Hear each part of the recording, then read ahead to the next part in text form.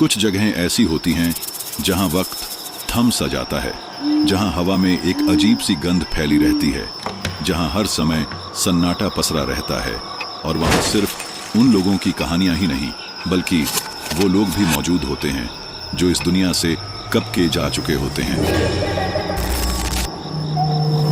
ये कहानी है उन 3 दोस्तों की और हॉस्टल के एक फ्लोर की जहां जाने वाला हर इंसान कभी भी पहले जैसा वापस लौटकर नहीं आता।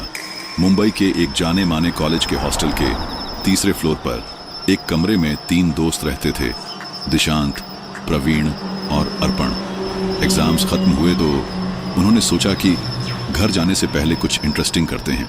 दिशांत हॉरर मूवीज का दीवाना था। अर्पण बचपन में पैरानॉर्मल एक्सपीरियंसेस की वजह से भटकती आत्माओं और भूत प्रेतों में विश्वास करता था। लेकिन प्रवीण हंसते हुए कहता, मैं ये सब नहीं मानता, ऐसा कुछ भी नहीं होता। उसी रात 12 बजे रूम की सारी लाइट्स ऑफ कर तीनों एक घेरे में बैठ अपने अपने एक्सपीरियंस के आधार पर हॉरर स्टोरीज सुनाने लगते हैं। तभी प्रवीण बोला, भाई ये सब अफवाह है और बकवास भी, ऐसा कुछ भी नहीं होता। मैं इन सब चीजों पर बिल्कुल भी विश्वास नहीं करता और ना ही भविष्य में कभी करूंगा। तभी दिशांत ने कहा, तुम्हें पता है इस हॉस्टल के 7वें फ्लोर का कॉर्नर वाला रूम नंबर 703 सालों से क्यों बंद पड़ा है? क्योंकि उस कमरे में एक लड़के ने कर लिया था और उसके बाद जो भी उस फ्लोर पर रुका या तो बीमार पड़ गया या वहां से भाग गया। लोग बताते हैं कि रात में उस फ्लोर पर उस लड़के का काला साया आज भी दिखाई पड़ता है। तभी अर्पण और दिशांत प्रवीण को चैलेंज करते हैं, तू इन सब चीजों में विश्वास नहीं करता ना, तो जा उस फ्लोर के कॉर्नर वाले कमरे की डोर को नॉक कर और उसके साथ कुछ सेल्फीज ले, और अगर हिम्मत है तो वहां सुबह के 4 बजे तक रुक कर दिखा। प्रवीण पहले थोड़ा हिचकिचाया, लेकिन फिर उसने चैलेंज को एक्सेप्ट कर लिया और उस फ्लोर पर जाने के लिए तैयार होने लगा।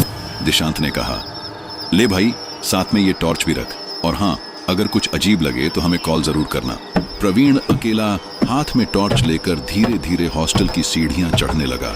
5वीं मंजिल तक उसे कुछ आवाजें तो आईं, लेकिन 6ठी मंजिल पर पहुंचते ही एकदम से सन्नाटा छा गया और 7वें फ्लोर पर पहुंचते ही सिर्फ प्रवीण के कदमों की आवाज ही गूंज रही थी और उस फ्लोर पर टॉर्च की रोशनी ही प्रवीण का सहारा थी।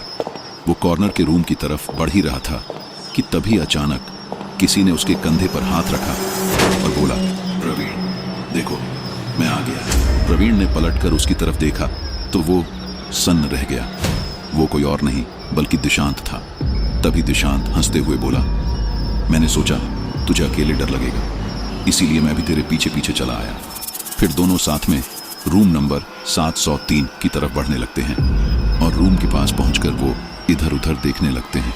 तभी प्रवीण को पास में ही पड़ी एक टूटी कुर्सी दिखाई पड़ती है तो वो उसे जल्दी से खींचकर दरवाजे के सामने रख देता है।